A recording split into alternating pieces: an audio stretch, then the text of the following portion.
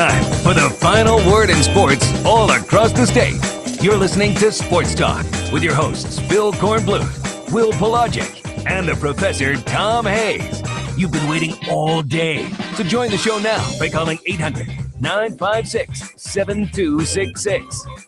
Well, we thought the guys that we'd give the ball tonight would do the job. We just didn't. At the end of the day, we have confidence in our guys, and we have put them in roles to be successful. And tonight just was not our night. Everything we threw up there, they hit, and they hit hard. So once again, sometimes you just have to give credit to a very good opponent. Jake, you will be coming back next year. When does the process start to really start making this your team along with the other returning guys next year? As soon as we get off the plane. And they've gotten off the plane, and now we wonder what the future of South Carolina baseball is following a 14-4 loss to the Arkansas Razorbacks last night. Hello, everybody. Welcome to Sports Talk. Will Pelagic, Phil Kornbluth, and Professor Tom Hayes here with you. The post-mortem on the season that ended with a thud. 2 weekends in a row, we have Clemson losing an expected game to Vanderbilt by 16 runs. We have South Carolina losing by 10 runs against Arkansas. Felt a lot like the same movie just 1 week later. And the Gamecocks, a season that literally, as we've talked about, resurrected from within itself. There were only 3 games over 500 halfway into the season. A magnificent finish, a great entrance into the postseason. They got further than anybody ever thought they did. But the thing that you wanted them to do was just give themselves a chance in this decisive game. And Corn, unfortunately, they were doomed from the word go last night. Yeah, we talked last night about Carmen Majinski, and he was the starter in the Presbyterian game, which was sort of the low point of the season for South Carolina. Got roughed up by the Blue Hose, and he recovered to have some good moments later on, but he was a starter last night. Now, he had pitched well his 2 previous starts, so I think there was a lot of confidence in him, but he didn't have it. In fact, none of the pitchers really had it. So many walks and hit batsmen and things of that nature, too many free passes for a big hitting offensive team like Arkansas. So it comes to an end in Fayetteville, Arkansas. No shame in losing in the 3rd game of a super on the road against a top 8 national seed. No shame in that, no matter what the final score is. In baseball, it doesn't matter if you lose by 1 run or 10 runs, and it's still a loss. But South Carolina should take some solace in the fact that it went as far as it did. And also, there have been 9 baseball seasons played in this decade starting in 2010, and South Carolina's been in 6 super regionals in those 9 seasons. Very so strong. Gamecock baseball is still the diamond out there for the program in terms of success. 2 national championships, a runner-up finish this decade, 3 trips to supers, and a chance to get to Omaha this year just wasn't going to happen. So there is some rebuilding to be done because of players leaving, and there are some good players returning. And Jacob Olsen certainly turned it on last night and gave the Gamecocks some hope for the future. And there's some good young arms that will be taking to the mound either as starters or in the bullpen next year. You add some quality JUCOs and some freshmen to the mix who can step in and play right away. They should be right back in it again next year. And whatever his shortcomings were, I think this season also vindicates Chad Holbrook, because many people before the season and when they had the injuries, Chad Holbrook didn't recruit worth a darn. The guy was brought to South Carolina because he was a good recruiter. He recruited Jackie Bradley, for goodness sake. So there was some talent on that team, but they had to have some cohesion, which they had after they come to Jesus meeting after the Presbyterian loss. No pun intended. But that was a solid team once they got healthy. Well, you have to remember too, on the same note that you're talking about, they played the last third of the season and all the postseason without TJ Hopkins. Exactly. Valuable member of their team offensively and defensively. It not only took away his bat and his glove and his speed from the lineup because he was 14 of 16 stealing bases. Imagine having him hitting at the top of the order. But then it takes away some of your maneuverability too, because you had to play some other people that maybe you could have used them off the bench at some point. Yeah, we found out after the game, and you heard Jacob Olsen in the intro. We'll play a little bit of his comments as well as Ridge Chapman's comments. Ridge, basically one of the guys who's on the fence about whether or not he's going to come back or not. He was one of the late draftees. We've been hearing that they think most of, if not all, the juniors or draft-eligible returning players would possibly make their signings happen and go to the draft, where we'll give you at least the latest on some of those guys, and also another signing that happened earlier today from South Carolina's incoming freshman or prospective incoming freshman. But one of the things that Jacob Olsen said is they took away the video lounge after the Presbyterian game, and there was some amenities. You know, you hear about this all the time.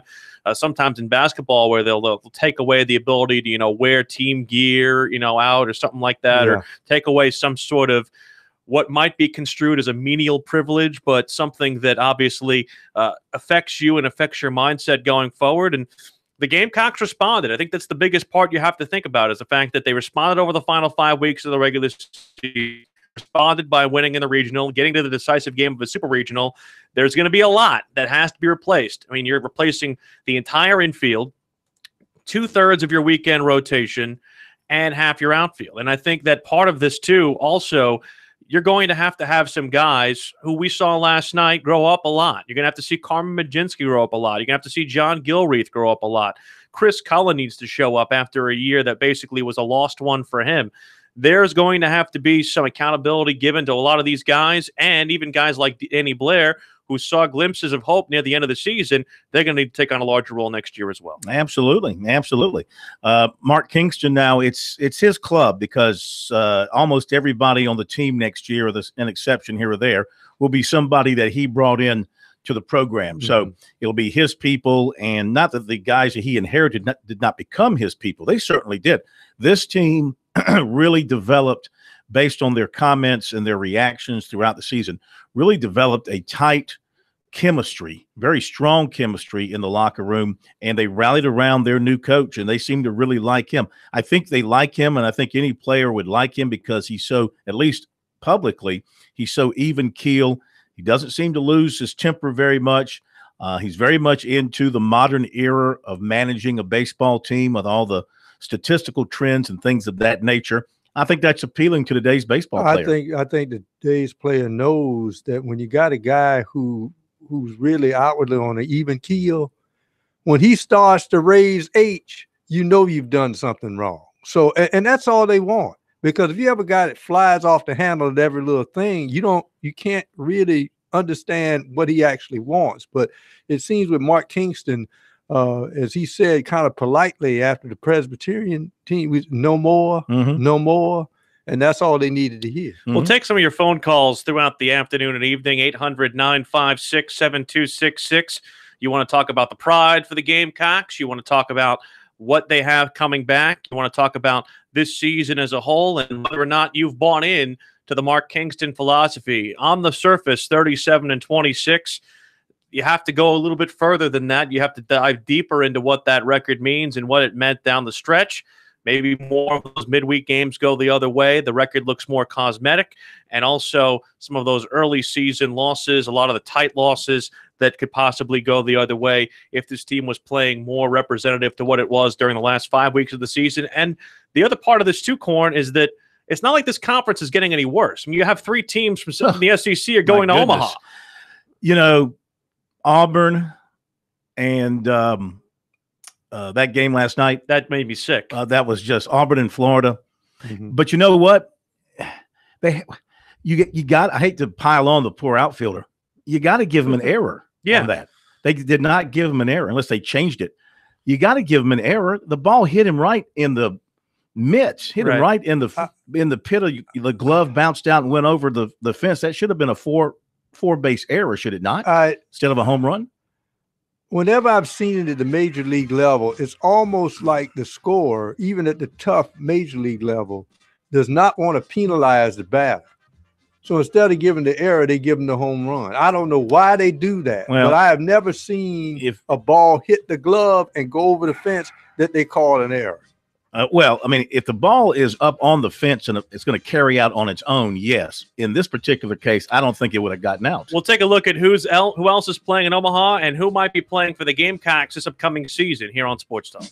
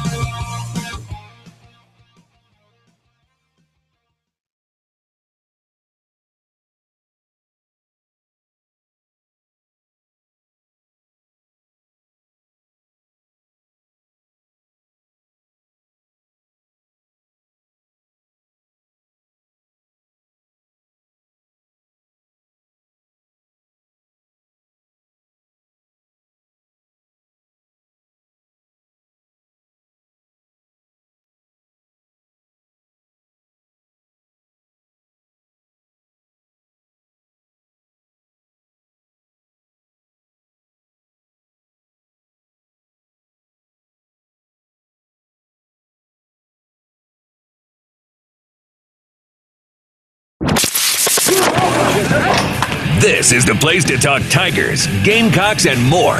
Sports talk across the state on the South Carolina Radio Network.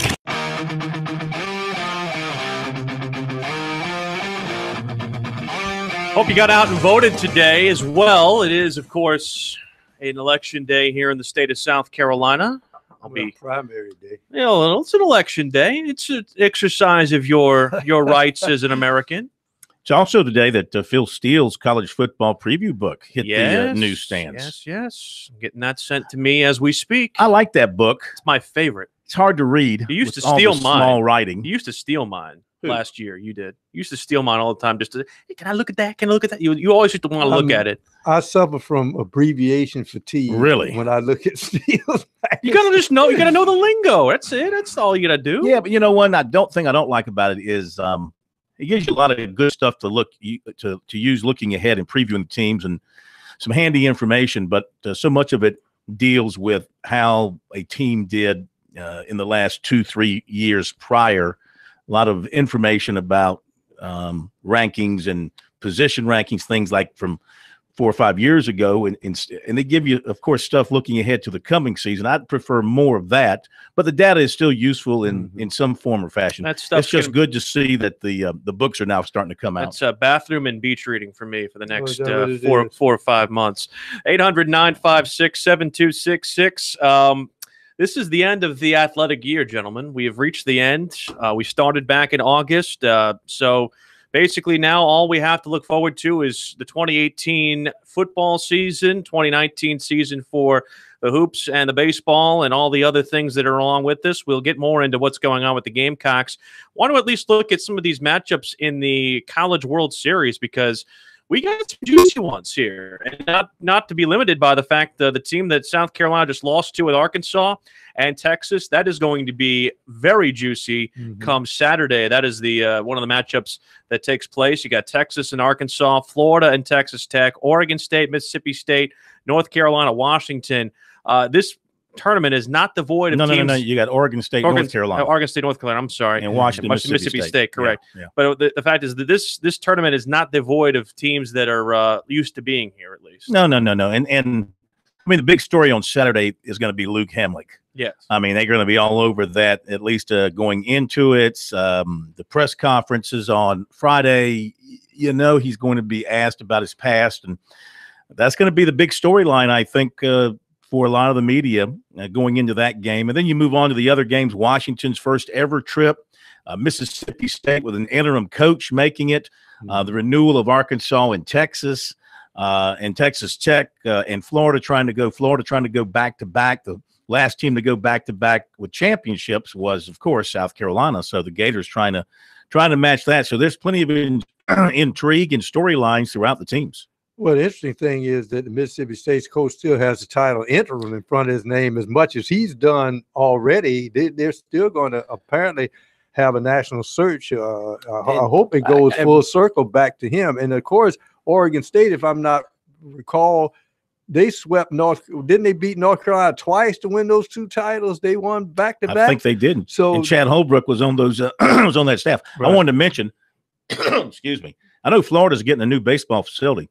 Yes. This was brought up by the announcers last night, and he was dead on, man. It was 9th inning, and the Gator fans were just sitting down in the stands, not creating a raucous environment for a rocking stadium when your team is in the field trying to close out a super regional. They were just kind of sitting on their hands and kind of opera clapping. And, you know, a lot of people have felt over the years when talk has popped up about Sully thinking about going here or going there, especially when the South Carolina job was open. It was like, well, it's got a great program down there, but it's not well supported. And I couldn't tell how full the place was last night. It looked pretty full. Yeah. But the excitement edge that you would expect in that situation seemed to be lacking. Maybe because they're a little bit spoiled with all their World Series trips and they won the national championship last year. You know, maybe it's kind of a laissez-faire thing for the fans now. Here's the thing, and I've come to know a couple of Florida fans in my travels, and they all kind of act the same way. They're not very good when it comes to the stakes not being at the highest level. There's and I think it's an attitude. It's a statewide type attitude. Think about the Miami Heat when they're in the NBA playoffs. They really don't show up until the finals when it's like an event type thing. And I think from the Florida standpoint, you know, they'll let you know they're there when they either go to Omaha or they have to come back and there's a whole, you know, tripping around that kind of stuff. But as far as supporting their team through a playoff run, you know, they just let me know when we get the dessert. They're very much dessert people. They're not about the appetizer in the main course. Look at the Marlins 2 World Series titles. Exactly. It was an echo chamber. Something about that state. I don't know what it is. It seems like they really don't care a lot about anything down there. I'm not so certain. One of the things is the fact that it's loaded, and I know it's a weak excuse, but it's loaded with a bunch of transplants. True. So I'm not certain that, here in South Carolina, if Clemson or South Carolina makes a run, people are there because the people here have been here so long. They're deep rooted within their teams. I don't think a lot of Florida fans are transplants. So, a couple of things, excuse me, in football, we've had a couple of announcers here say a couple of interesting things. Yesterday, we talked about Taylor Zarzour. Yes. And his belief that Trevor Lawrence will be a Heisman candidate this year. Which is a bunch of garbage. Ben Maller of Fox Sports Radio, national guy. Benny Maller, my man. Is it Maller? Yes. So he's quoted as saying, Deshaun Watson ain't going to be around for very long. He's going to be destroyed and obliterated again because his body can't handle the rigors of the NFL. This was part of a story about the Texans needing to look to draft a quarterback soon. Ben Maller is an overnight host on Fox Sports Radio. I don't know him as well as I know some of the other guys over there. But besides that, I would disagree with what he is saying, because I think that even though he suffered the knee injury, remember, if I'm not mistaken, the knee injury he suffered, the ACL, came in a non-contact situation. Did it not in practice, right? Yes. Didn't occur in practice. So, you can't protect yourself from that. But one thing Deshaun Watson knows how to do with his speed, his escapability, is to avoid the hits. And he is smart enough to know. And I know you're going to say, well, listen, this is NFL people, as he does, et cetera. No, they don't. And he knows how to avoid the hits and get out of trouble. Now, there are going to be times, Aaron Rodgers knows how to do it too, but he couldn't avoid getting his collarbone broken last season. There are going to be situations when a 300-pound lineman falls on you, you're going to break. And you have to avoid those situations. That's not because you're frail or anything else. It's just it's just the science of the case. But I think Deshaun Watson is going to be fine, going to have a nice, long, successful career. Well, the one thing that, and I hate to have to compare them like this, but think about the difference between Deshaun Watson versus Cam Newton. Cam Newton makes most of his plays with his feet. He is not a confident thrower. Deshaun Watson is a confident thrower, and I think the thing that will separate him in, number one, the ability to stay on the field, but number two, his ability to make plays with his arm. And I think the fact that he can do that more often than with his feet will be what keeps him not only in the NFL longer. And this is from people who were at Texans minicamp today. This was the first time, by the way, today Deshaun Watson practicing since suffering that injury without a brace today. So he's somebody, and Lamar Miller even said, you can't really notice any issues with his knee other than what the coaches are saying. So from that perspective, he's at least on the road to recovery. When you look at Deshaun Watson, I think people want to compare his build, the spindly build, to a Robert Griffin III. And see, you can't do that. Deshaun knows, you're right, Phil. I've seen him do Houdini acts to avoid hits. He knows how to avoid. And he has that little extra spurt to get out of bounds to be the guy that's coming in on an ankle. A couple of quick basketball notes from the Charleston area. I'm sorry, from the coastal area, coastal in Charleston. Archer Labinowitz is leaving the coastal basketball program. He announced that he's transferring. He was one of their better players last season. Charleston Southern has hired Arlen Harper, one of its all-time greats, as an assistant coach. Barkley Radebaum making that announcement today. And he announced that Rick Duckett will be elevated to associate head coach. We'll hear from Mark Kingston after the Gamecock 14-4 loss last night. I'd love to hear from you as well. 800-956-7266. Also, about a half hour from now, speaking of the Low Country, we'll be joined by Citadel football coach Brent Thompson. We'll look back on his team's spring and look ahead to the fall as well with him. Kerry Tharp also in our second hour talking NASCAR. A lot to get to here on Sports Talk when we come back.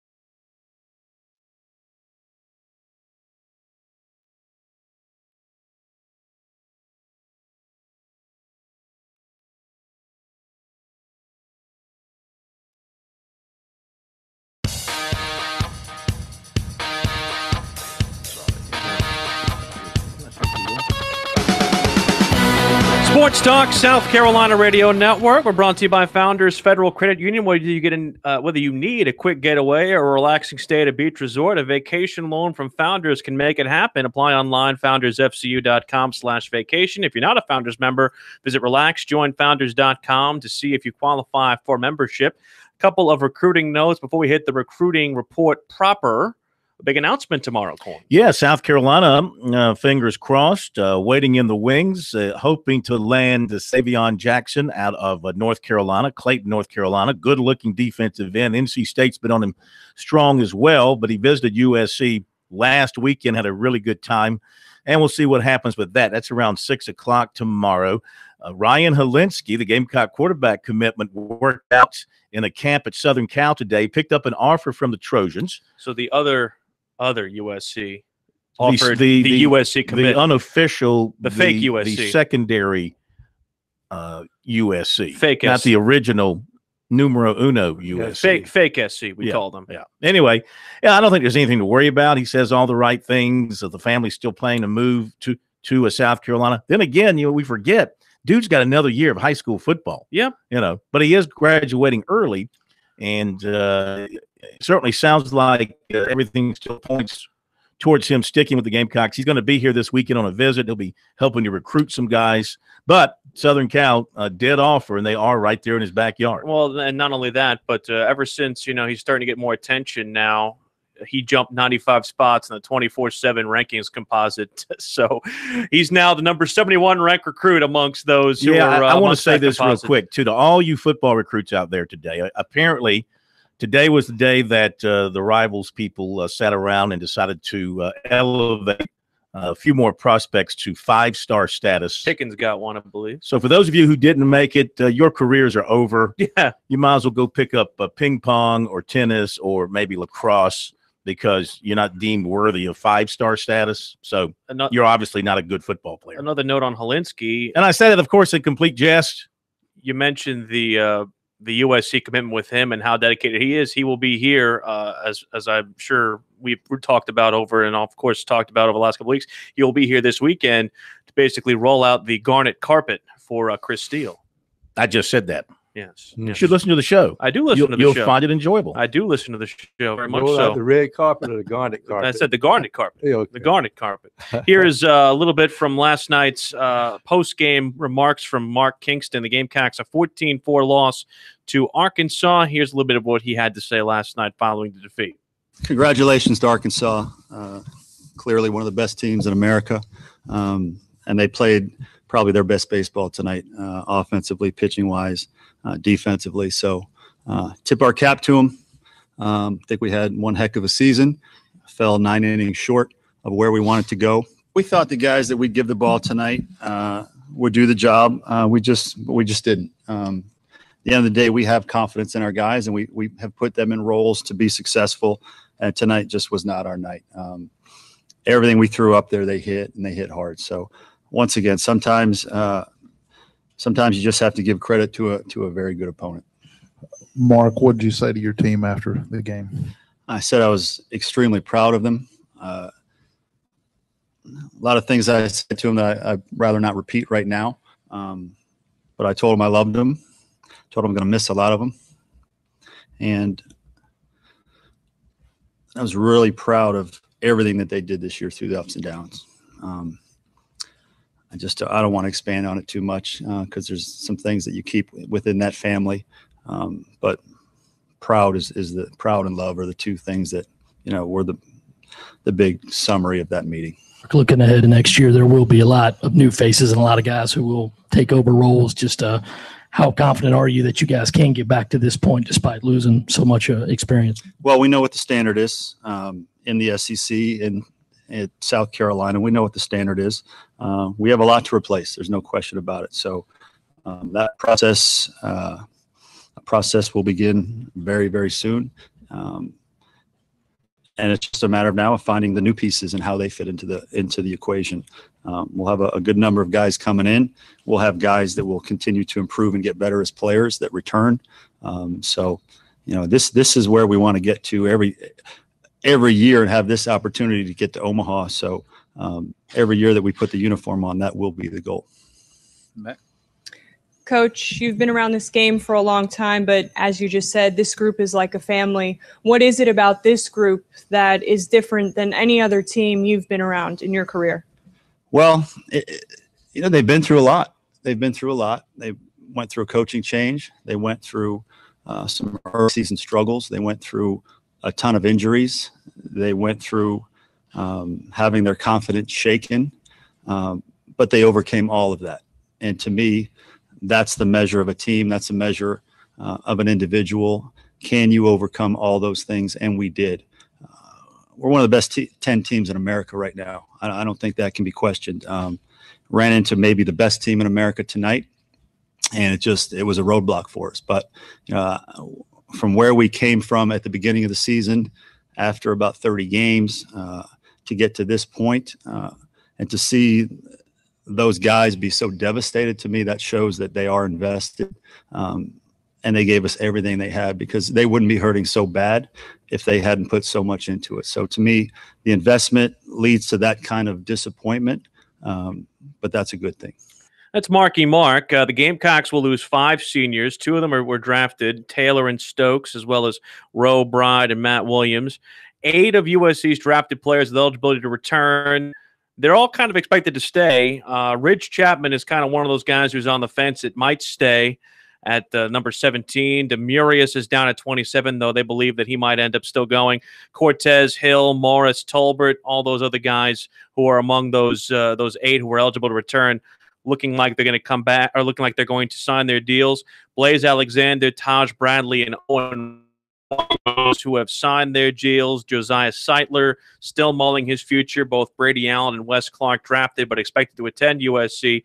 Just looking at the roster and also some of these incoming guys, like the junior college guys like Nick Neville, Luke Berryhill, guys of that nature. I mean, this is going to look you're going to need name tags for these guys. There's going to be a lot of new faces. Except in the pitching staff. I mean, yeah, you're going to lose the veteran guys in all likelihood. Demarius, like you mentioned, he could be back, but you think that Majinski could be the star of the staff next year. He could be your Friday night guy. Then you look at John Gilreath, who should have been in high school this year. Despite his struggles from time to time, he learned a lot. And, you follow – what would be interesting is you follow Majinski in the mid-90s that he reaches. You come back with Gilreath, the left-hander, more junk pitcher, in a weekend series, that kind of offsets a lineup or makes the opposing manager have to really deal with his lineup. And then you look at TJ Shook, Logan Chapman too, who got some innings this year. Logan Chapman, Sawyer Bridges looks like he could be a tremendous closer for them moving forward based on what he did this year. I see no reason why he would not hold on to that spot, and you can really count on him with a 1.35 ERA this year, 5 saves, teams batted .223 against him. I think that part of your bullpen should be set going into next season. Even guys like Parker Coyne, who didn't get the big innings, Gage Henson. I mean, these are guys we heard from.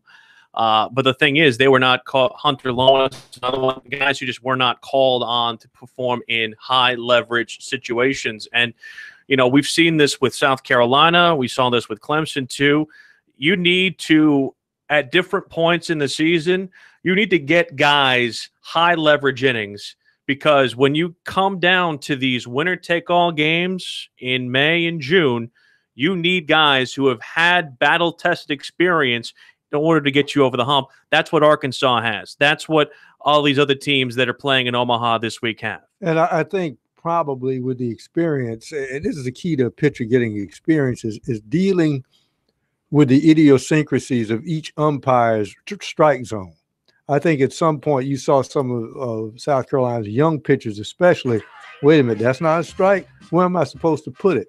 Well, you learn to adjust, and I think they'll be better able to do that, and they'll be able to know when to expand the strike zone and know when to throw it out of the strike zone and still get the guy out. Recruiting when we come back. Don't forget Brent Thompson, Citadel football coach, coming your way at the top of the hour. Some big recruiting notes, including some local prospects getting some love. That comes your way next here on Sports Talk.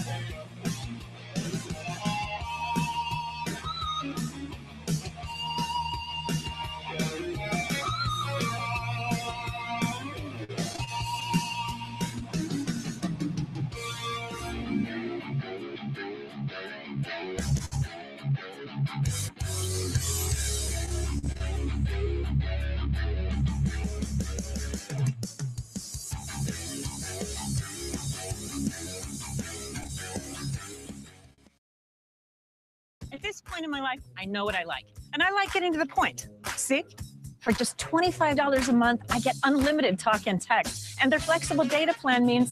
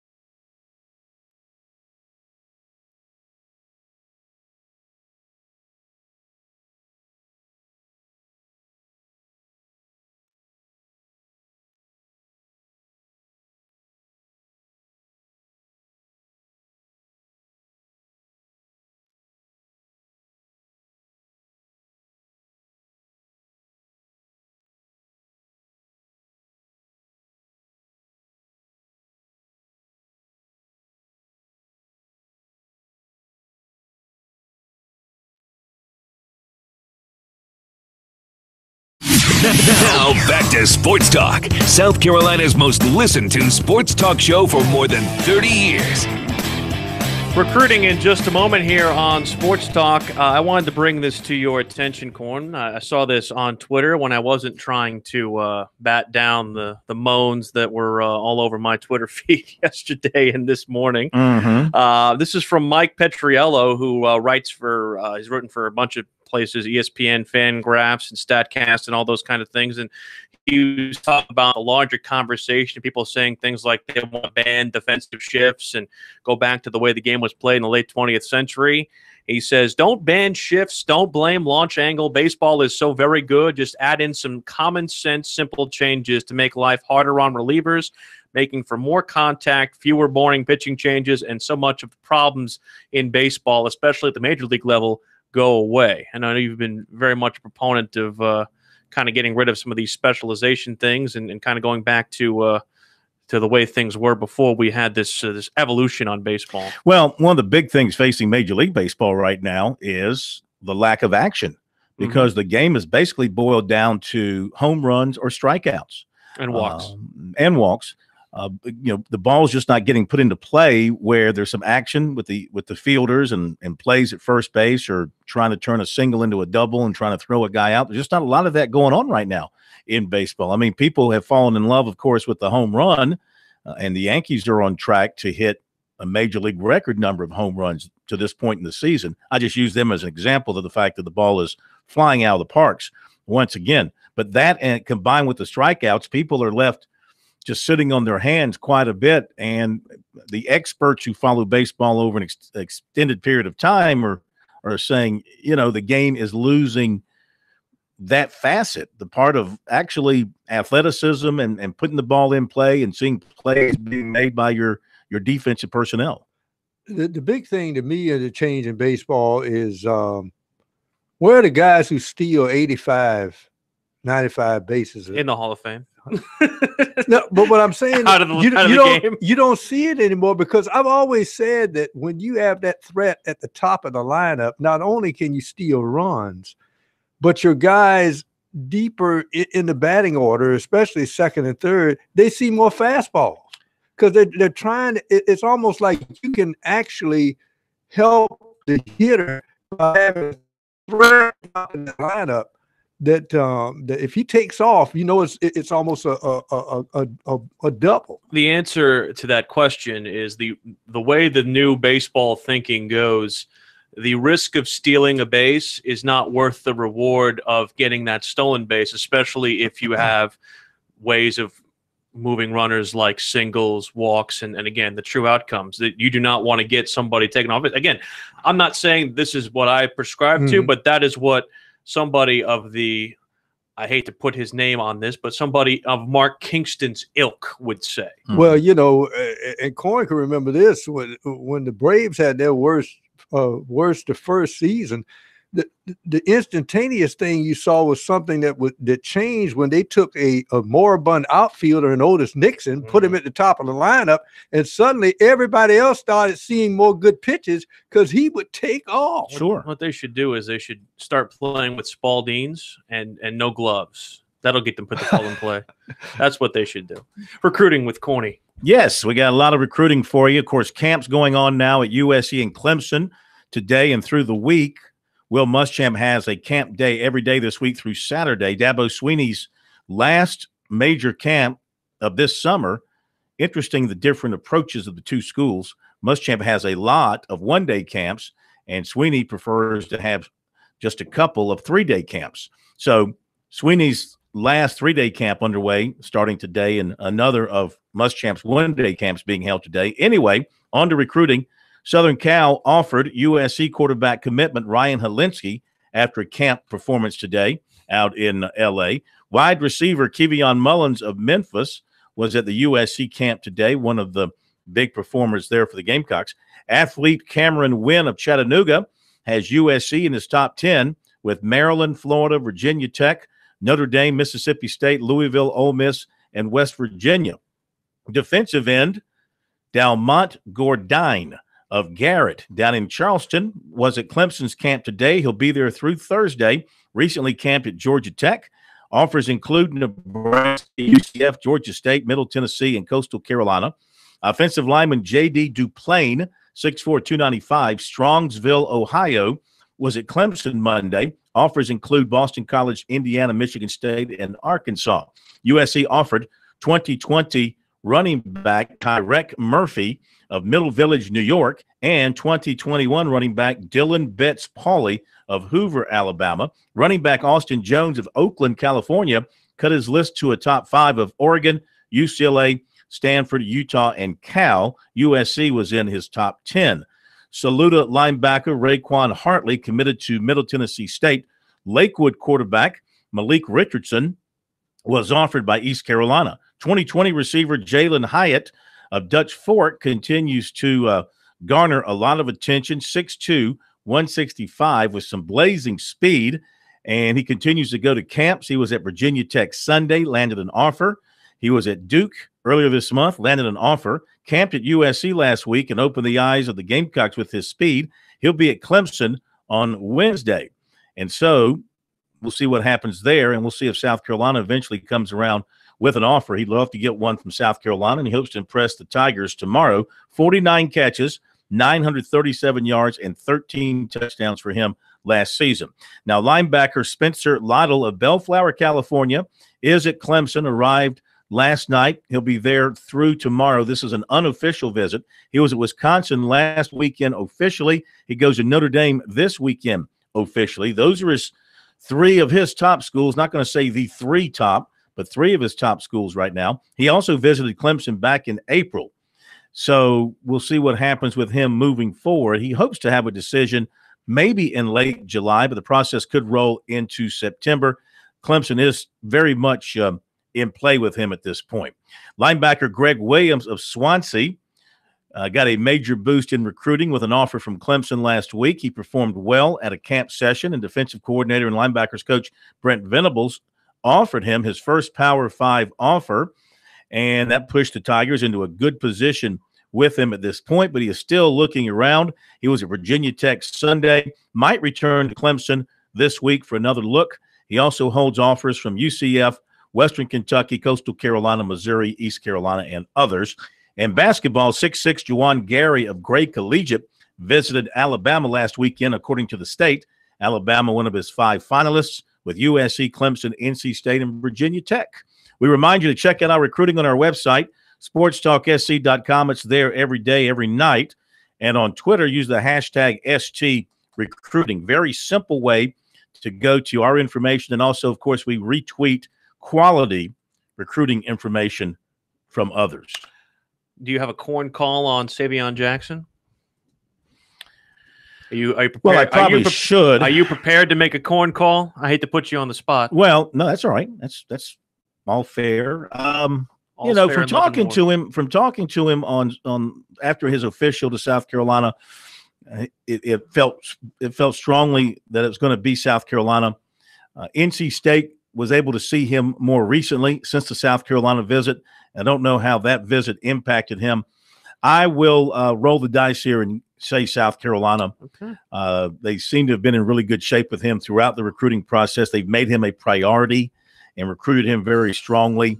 There's a need for him, of course, unless he just has the strong feelings to stay close to home and go to state. I think it'll be the Gamecocks. Looking at all these defensive linemen they brought in, you think about Sandage and Eningbare, Fitton, Jalen Nichols, Jakeem Green, Zach Pickens, Joseph Anderson.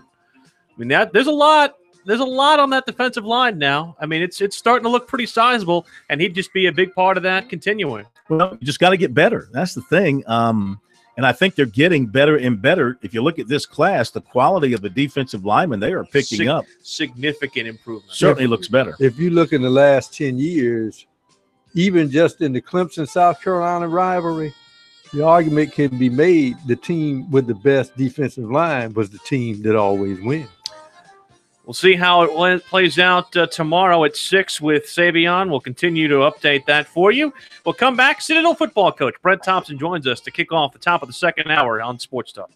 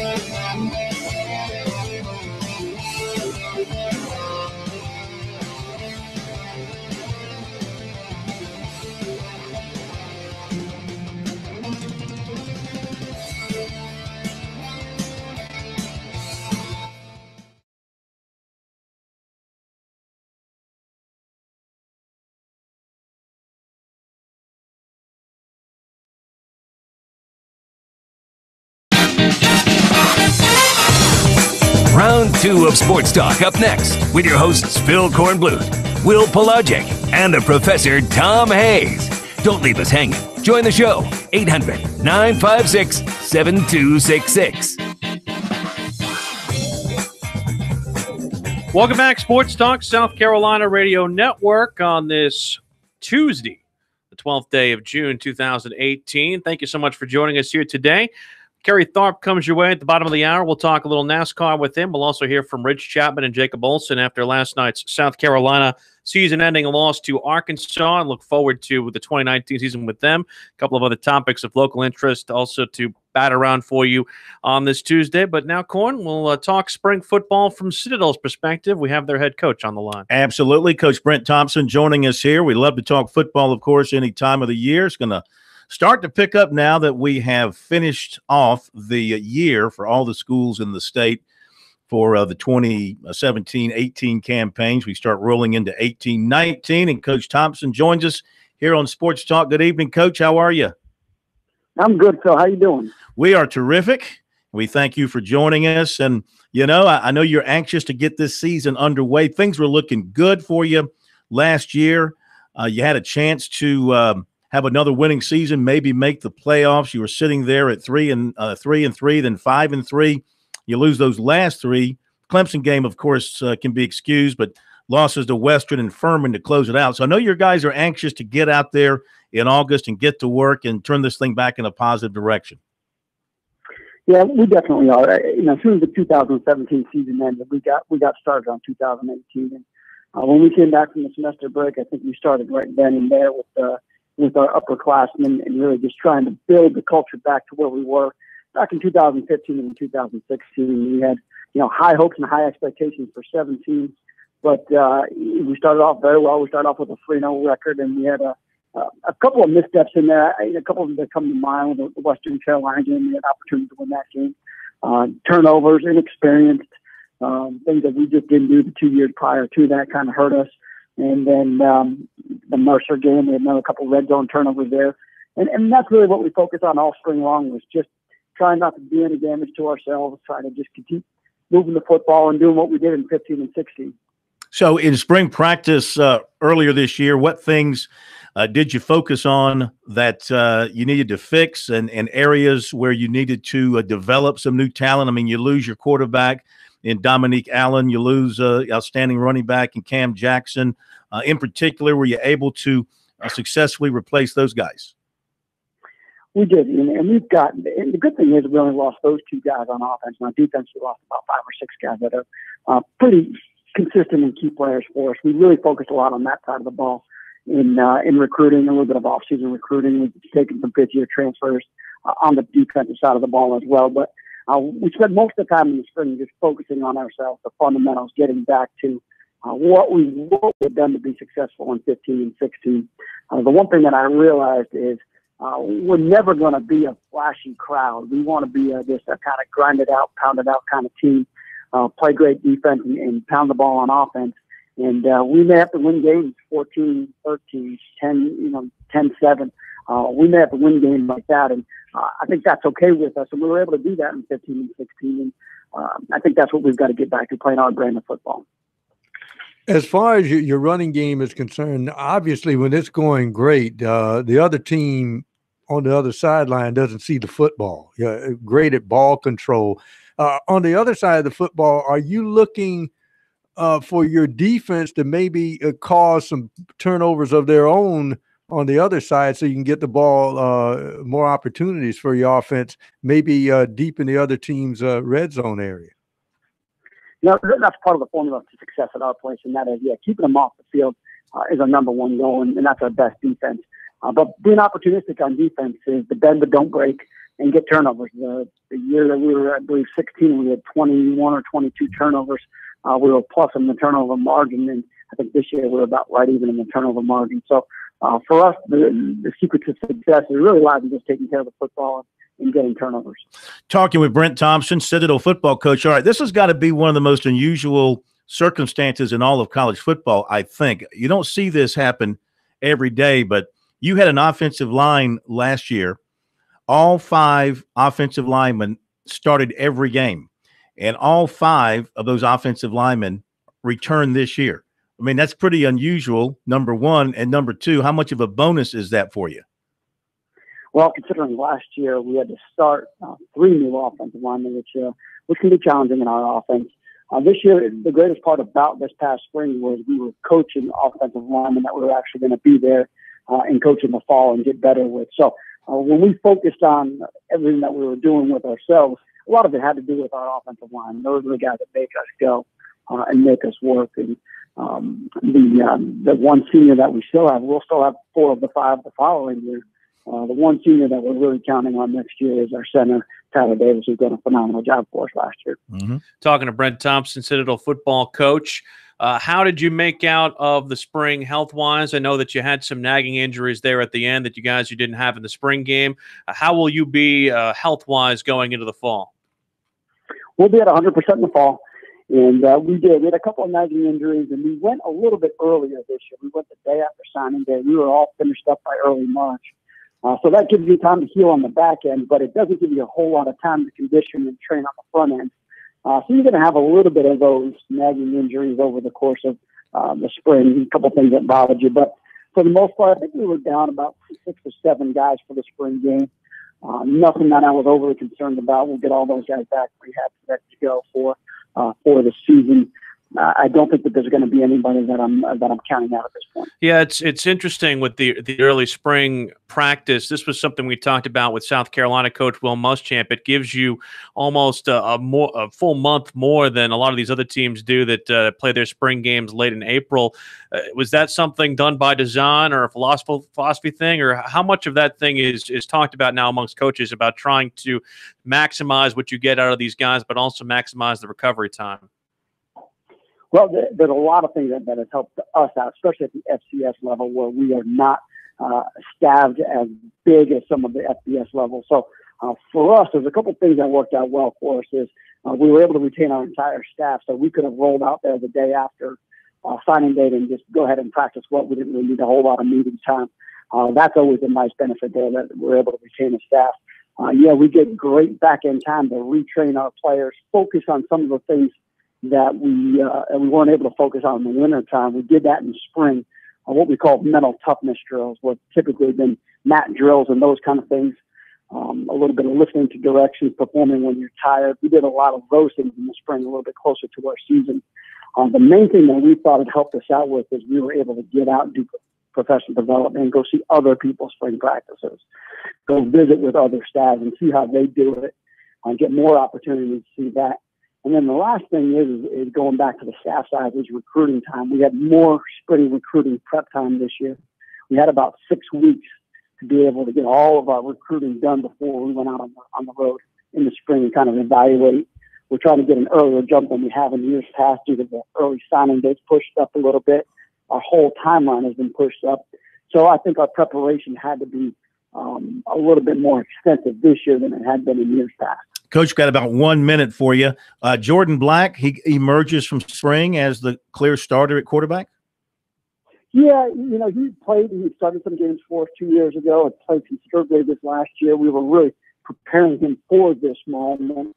I have all the confidence in the world in him. He's not going to pick his first college snap here in a couple of months. He's really going to be just kind of picking up where he left off from last spring or last season. Just developing him as a starter now as opposed to just a key backup guy for us. I think he can do it. He's put on some great weight. He actually went away to Air Force training camp for a few weeks this summer. He's going to be an Air Force officer, so I think that plays in the leadership aspect of things. So I really liked his later on development since his junior and senior year. I think he's really got a good chance to have a great year this year. Some interesting non-cons, including the Charleston Southern matchup at Towson, and then there's that one against that I think that trade school out of Tuscaloosa you're going to play there at the end of the year. That's a little interesting. Alabama. I've heard Saban's already concerned about facing that offense of yours. Oh, I don't think you ought to be too concerned about it, but I tell you what, we're looking forward to it. We're looking forward to the atmosphere. And I'm looking forward to my first time in Tuscaloosa. Coach, thanks so much for the time. We appreciate it. Thanks, Phil. Appreciate you having me on. That's Brent Thompson, Citadel, joining us. We'll be back.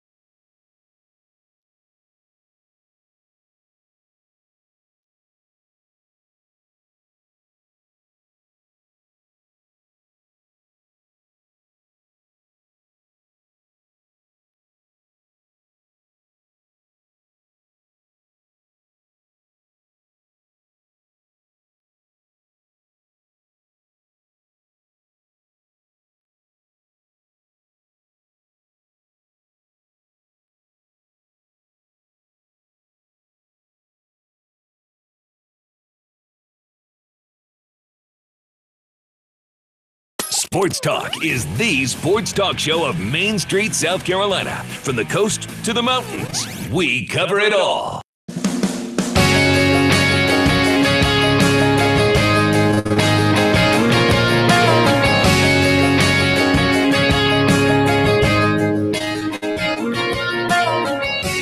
We haven't figured out, by the way, what we're doing for our where we're going as far as where we're the games we're going to this year. We haven't decided where we're doing our who's going where situation. You mean to cover the games? Yes, we haven't bartered our road trips yet.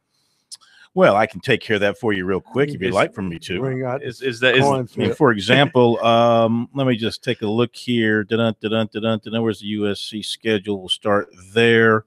2018 schedule. So I'll do Coastal in South Carolina. You can do Clemson and Furman. That's fair. You're going to Texas A&M with Clemson, so I'll have Georgia.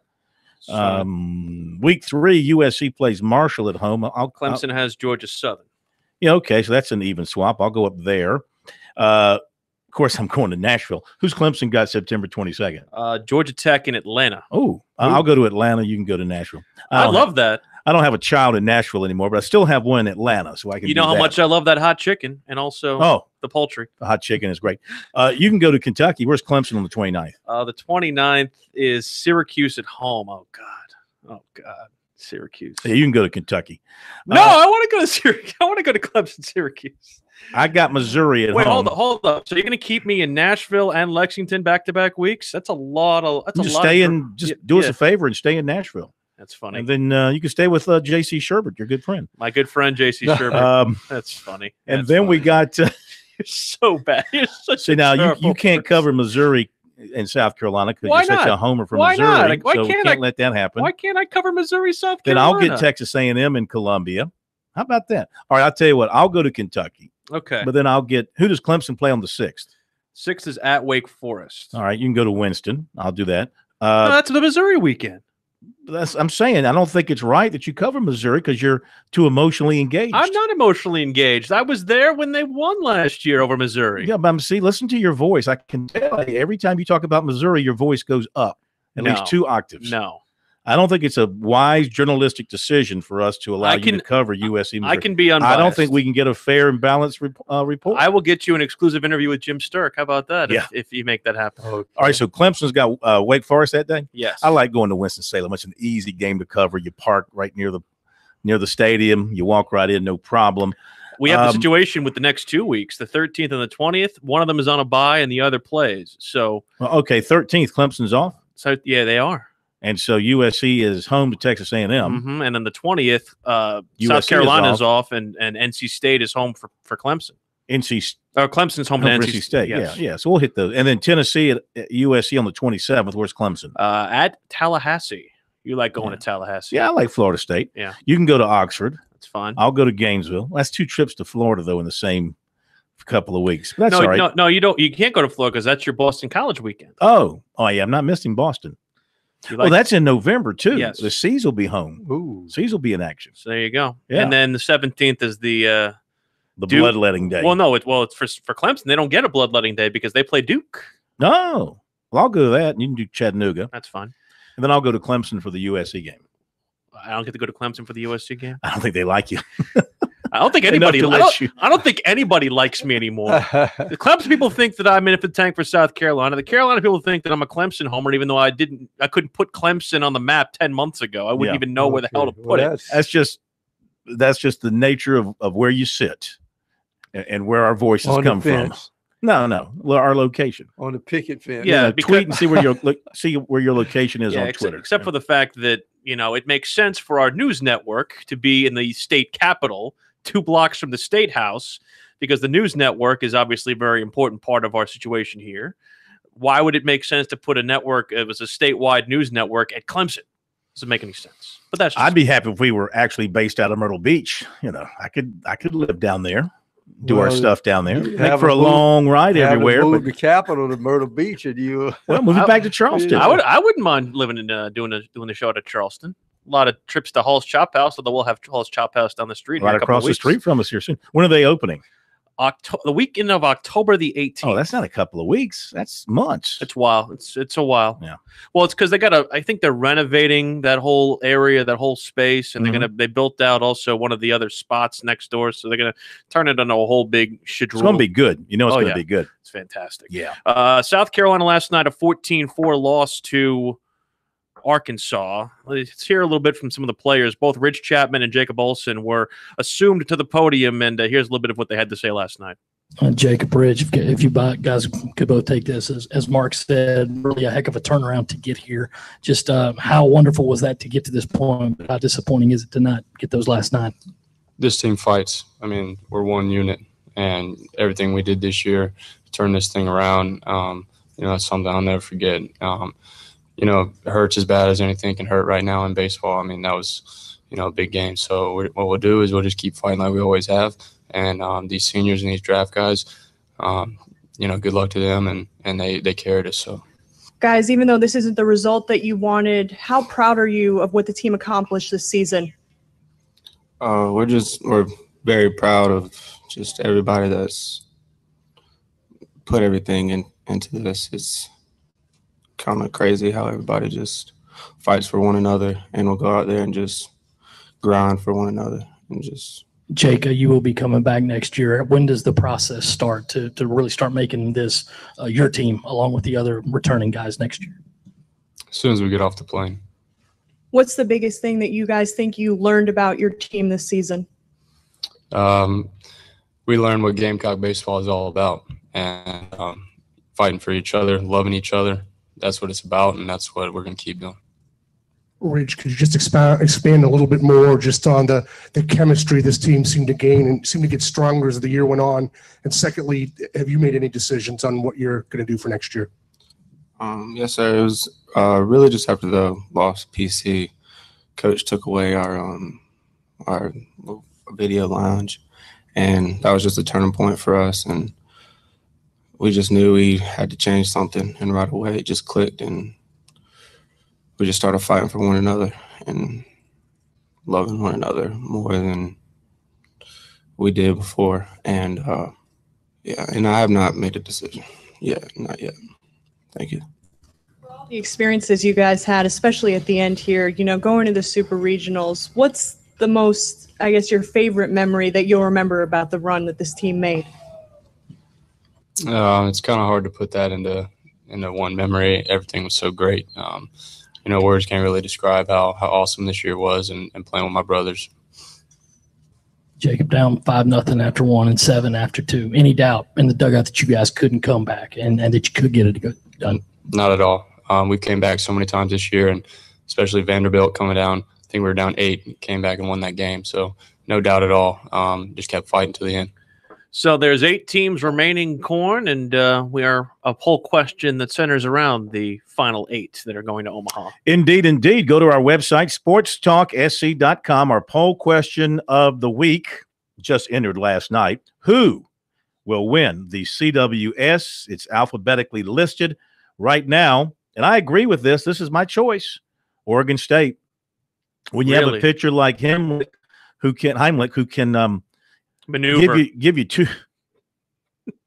who can give you 2 starts. He can start for you on Saturday, all right, and then blah, blah, blah, blah. Yeah, you'd have him ready to go probably, unless it's an emergency. If all goes well for you, you have him ready to go the first game of the championship series. I mean, this guy is almost unhittable. He's almost unhittable. They've got 43% of the votes so far.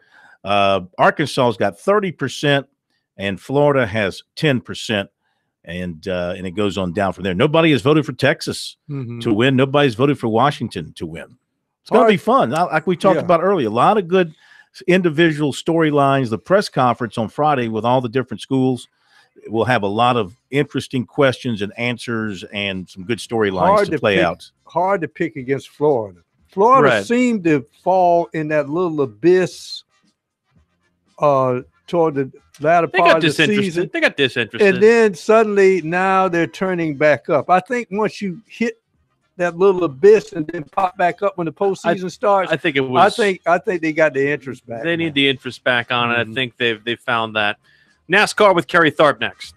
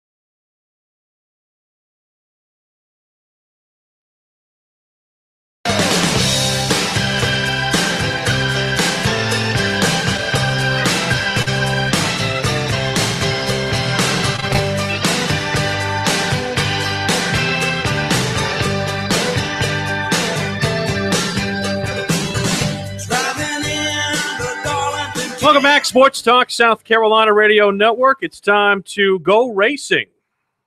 Kerry Tharp, the president of Darlington Raceway, is joining us. There was rain that shortened our time in Michigan. Clint Boyer gets the race victory. And then, of course, everything else was basically according to Hoyle, the top four: Kevin Harvick, Kurt Busch, Kyle Busch, Corn. And was an interesting time of it this past week. I hate when it rains in a race, KT. I know you hate it too. Yes, I do, and it's a track promoter's worst nightmare to have weather like that. And you put so much into it, so much effort, and so much preparation. You had the weather come in, and really, the weather up there was not very good the entire weekend, starting on Friday, Saturday, Sunday. They had rain the entire weekend, and so you hated that for Michigan.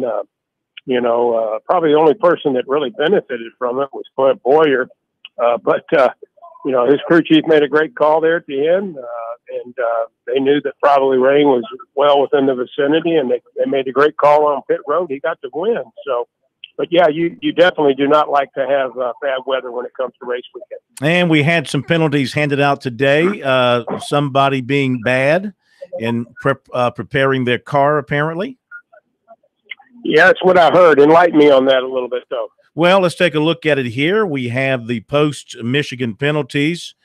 Which is, you expect this on Tuesdays after a race weekend. The Gibbs teams all assessed L1 level penalties, the 11, the 18, and the 20. They were assessed those penalties for having splitters that did not meet rule specs during pre-race inspection before the race on Sunday. And let's see. Okay, that happened. Okay, that happened then. And I'm just looking at this story here. So apparently there are going to be some suspensions here. Am I right about this? Usually they'll suspend the car chief or the crew chief and maybe even dock some points and find the teams. But yeah, we got it right here. We got it right here. Mike Wheeler, Adam Stevens, and Chris Gale fined 25 grand each, and the car chief suspended for the next race. No race this weekend, and so they'll serve it at Sonoma the next weekend. Right. Well, we've seen a lot of that this year, and I think that just goes to show. I tell you, who's probably been penalized more than anybody is the Toyotas and Chevrolets. You haven't seen a whole lot of Fords getting penalized this year because they've been winning. So I think you're seeing these folks trying to maybe push the envelope a little bit too far, and when you mess with the splitter, that's a no-no.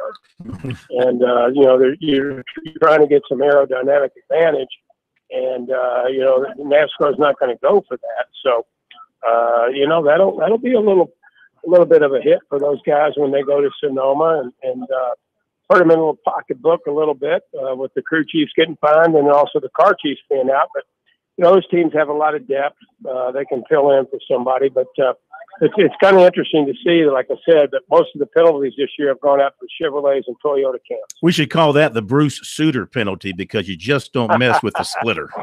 Well, you really don't. That's a good one there, Phil. You like that, huh? I like that, Phil. That was pretty good coming from you. I'm just trying to combine two popular sports there. Corn mentioned they are off this weekend for Father's Day, as they traditionally like to take. But what is this week like? I mean, there's a lot of travel over the course of the next couple of weekends. You have to go to Sonoma, then Chicagoland, back to Daytona. They were in Pocono 2 weeks before. What is this week like for the NASCAR drivers? Well, the ones that are winning, it's pretty relaxing. That would be the Fords, particularly the ones at Stewart-Haas Racing, as they finish 1, 2, 3 at Michigan. But I tell you, some of these other teams, particularly the teams and the crew chiefs and the fabricators and the people that are building these race cars, the folks over at Chevrolet and to a certain extent Toyota, they're not going to have a whole lot of time off because they got some catching up to do, particularly the Chevrolet camp. So, they may get a couple of days off here and there to try to recharge their batteries, but they got to get back to the shop and figure out what's going on because the Chevrolet has only won one time this year, and that was at the Daytona 500 back in February, and the Fords have just been completely dominant of what we've seen through the first half of this season. And so I would suspect that the drivers will probably get away some and try to relax and enjoy their time with their families or significant others. But hey, most of these teams, particularly the Chevrolet and Toyotas, they'll still be at the office working at the shops trying to figure out how they can catch up. Yeah, you mentioned that. I think the Fords were something like 7 out of the top 8 in Michigan. But it seems even when Ford is mediocre in a year, they always do well at Michigan. What's your opinion? Right. Is that karma? Well, it's right in the backyard, obviously, of the Ford Motor Company, and so much history up there. Tom, you make a great point. I'm sure that there's a lot of interest, a lot of focus, and probably pressure on the Fords to do well up there, and they've done extremely well up there over the years, and they certainly delivered this year. But they were like you said, 7 out of the top 8 for Fords that finished up at Michigan, and so that's incredible. If I'm Chevrolet, and Toyota really has been strong with Truex and Kyle Busch, but if I'm Chevrolet, I feel like I'm getting kicked in the shin, for the past, really, since the beginning of the season. And we haven't seen a whole lot of light at the end of the tunnel. I thought this weekend maybe you'd see Kyle Larson or Chase Elliott, get up there a little bit. We really didn't see it. And so, I'm still kind of bewildered and baffled of what's going on with the Chevrolets. And, they got a lot of smart people over there and a lot of resources, so hopefully they'll get it figured out. KT, Kerry Tharp from Darlington is with us. We were there last week when you guys had a 2-day Goodyear tire test. You have any data from that you can share with us in terms of speed or just the overall reaction from the Goodyear people and the drivers about what they experienced? Sure. The Goodyear folks were pleased with the tires that they brought in. I think they settled in on a particular right side compound that they want that is going to deliver a little bit more grip for the races this year at Darlington. I talked to all of the drivers, and I know you talked to a couple of them, Suarez and Kenseth, and I think they were pretty pleased with the condition of the racetrack. How the track was holding up and how the tires were falling off. Darlington's always been kind of famous for, abrasive tire wear, and that's what the drivers like and the fans like it, where tires become a factor. And so I think we certainly are seeing that at Darlington, but I think the tire test was a success. They found the tire that they wanted to have, and they'll bring it back in September. And I think the track conditions were excellent. It's hot, it's muggy. So it was kind of similar to what we'll see here at Labor Day. I know. I just want to know if Corn's check bounced from when he hit the wall. As far as giving you guys that payment back. Well, Phil needs to bring his car down here this weekend when track laps open to the public. And so, but if he brings his car down here, I'm going to have to get probably a lot more medical help, a lot more highway patrol down here to make sure that he can get off the property safe and sound. Well, did you hear what happened to me while the testing was going on Wednesday? You weren't around. No, I did not. What happened? I'm getting ready to leave, and it was Suarez was on the track. So I said, you know what? I'm going to walk out there and watch him turn a few laps. And know the area at the end of pit road, there's that little opening. You can walk out on the pit road and almost on the track. Well, I'm standing in the middle of pit road, and I'm watching Suarez go around. Of course, it's very loud. You can't hear anything. And I'm watching him about 4 or 5 laps. And all of a sudden, I look up a corner of my eye. I see this machine coming down pit road right at me. It was the green car. Who was that? That was Paul Menard. Paul Menard. Paul Menard. Yeah. Paul Menard coming down pit road speed. And he almost took you out. And I didn't hear him because it was Suarez on the track. He's making all that noise. I look up, I see him coming. I quickly got out of the way. Of course, everybody over there was athletic ability from Latta High School, right? Well, I still have the quick twitch, and boy, I needed it. I'm seeing here on your website, Kerry, that they will be held to a speed of 70 miles an hour around the Darlington Raceway track. Well, I can't participate in anything that slow. Somewhere who do you think I am, HB Bailey? Yeah, somewhere in that vicinity, we'll keep them at 70. That's what the handbook says. But I'm sure some folks will come out there and have a good time on Saturday. We're hopeful to have a good crowd. It goes to a good cause. But Phil, I had not heard that about you. I'm surprised that they didn't come to me and really shut the test down to make sure that you were okay and both physically and mentally. I was shook a little bit. I bet you were, especially if that Ford would have grazed your left knee, you'd have been really shook. That's good.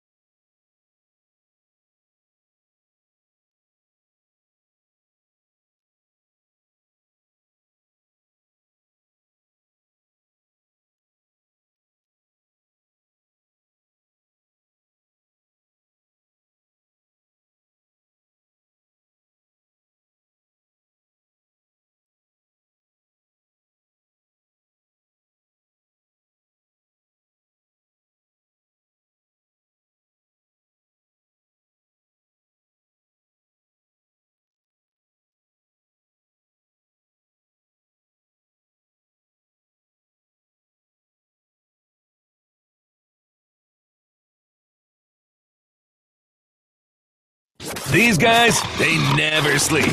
Check them out on the web at SportsTalkSC.com. Now, more of Sports Talk on the South Carolina Radio Network. We're just gonna brush over that EB over there, the error on Brian. Just gonna brush. Did he make a boo-boo? I think he made a little bit of a boo-boo. What'd he do? Something played off the air instead of on air or whatever. I don't know. Oh. It's June. We're not allowed. This is the point in time where we. Oh, if you hadn't made such a big deal over it, I don't think anybody would have noticed. No, I wouldn't notice. They didn't notice. Hey, you know, this is going to be the case until this kid actually signs. We mentioned Ryan Helinski got an offer today from Southern Cal at a camp there. Of course, he is a Californian, a Southern Californian. And so now a story written by a Southern Cal Rivals website. Oh. And it says the following, quoting Helinski here. He said, it's been an offer that's been in the work for 4 years. I've been at, this ain't good. I mean, this is just me, but he refers to Southern Cal as USC. See, that's not a good sign if you're committed to USC. You shouldn't be referring to Southern Cal as USC, good. But that's in his blood. He's a Southern Californian. I've been at USC camps since my brothers, Kelly and Tyler, went there. I literally have a picture with Coach Helton, actually as a young kid with a bowl cut and bright blonde hair. I've been working out since then, and Coach Helton pulled me aside today and said the progress that he's seen compared to where I am now is ridiculous. He told me Sam Darnold came to this camp. I think it was 2 years ago, 3 years ago, and he said Sam came to this camp, and I could just tell he had to be a Trojan, and I could tell he's going to have be one of the greats that day. He said he saw the same thing in me today. Having those words come from Coach Helton was awesome. And, of course, talking to Coach Brian Ellis and just seeing his mood and his passion for the game was actually pretty cool. He goes on to say, overall, great day for me. I've been here since 8th grade and a little kid watching my brothers at these camps. And just to get a USC offer, Southern Cal, I worked for it. It's definitely more meaningful when it comes that way. Uh-oh. And so he continues, it's definitely a meaningful scholarship offer. It's a long day from signing day, that's for sure. I'm definitely solid in my commitment right now. I'm going to visit this week, but as long as everything stays the way it is with the relationship with Coach Muschamp and Coach Warner and all of them, I'll be solid in commitment. But we'll see where things go from here because it's a long time until signing day. Corn, I think you have to call Ryan Helinski. Find out what the deal is. I'd rather not. You got to find out, man. He said, I figured when I committed to South Carolina, I was solid on that for a month. I'm still solid on that. I love the coaches, love everything they're doing. I think before season, I have to make the decision whether I'm 90% right now or I'm 100%. I think before season, before our first game, I'll know that. I don't want to have to deal with that during season, having to deal with calls and visits and things like that, probably before season. You know, I don't feel real good about this now for South Carolina. They've got the geographic advantage right in his backyard.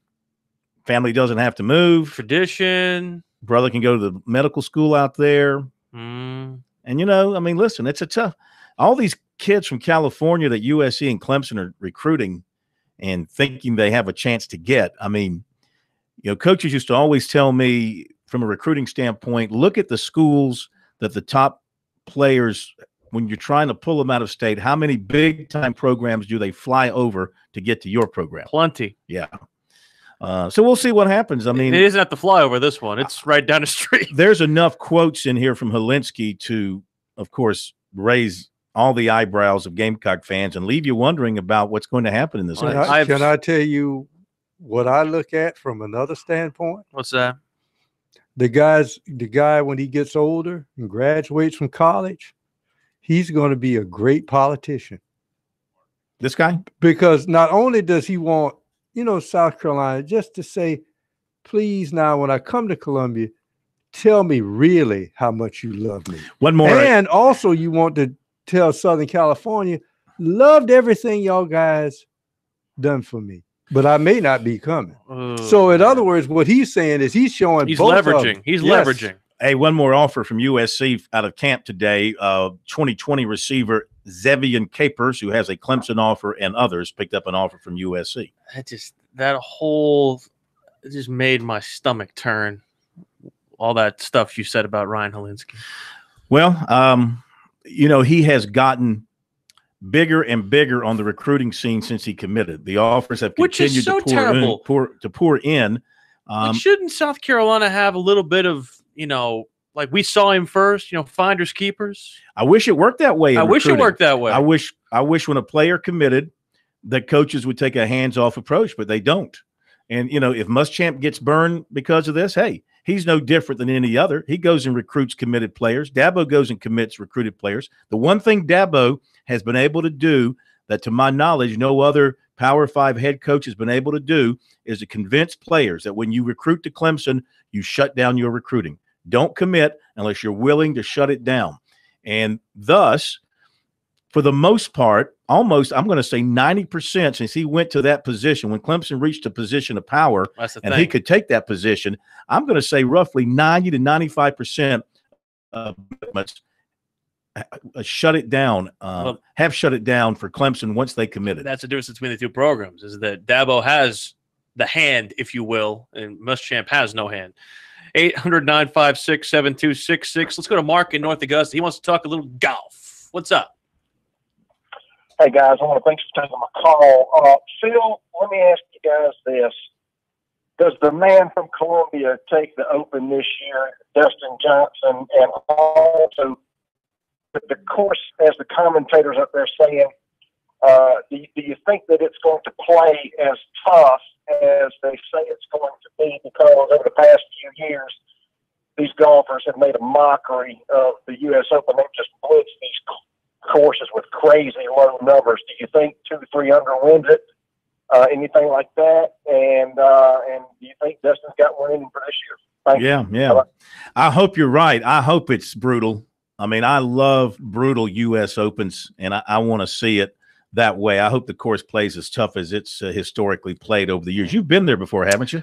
I've driven by it. Okay. And the thing about it is that last time it played the U.S. or last time it hosted the U.S. Open, the USGA was not happy with how easy it played. And they went through some very significant changes in order to make sure that this plays in a much different scenario than it did last time. The one thing that doesn't look good from Dustin's standpoint is how he's played since he won the Open. He was tied for 9th at the Open Championship, cut PGA Championship. Of course, what happened in 2017 in the Masters happened with him falling down the stairs. Cut at the U.S. Open last year.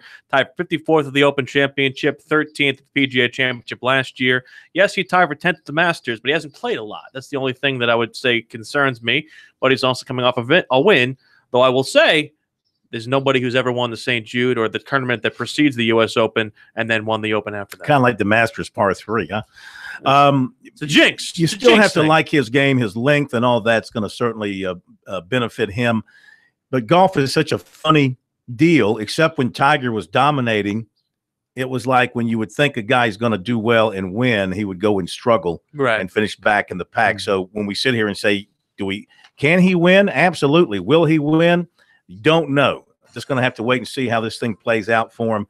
But I think the course, like you said, I think they're going to take the extra steps like they typically do for an Open to make it absolutely as tough as possible.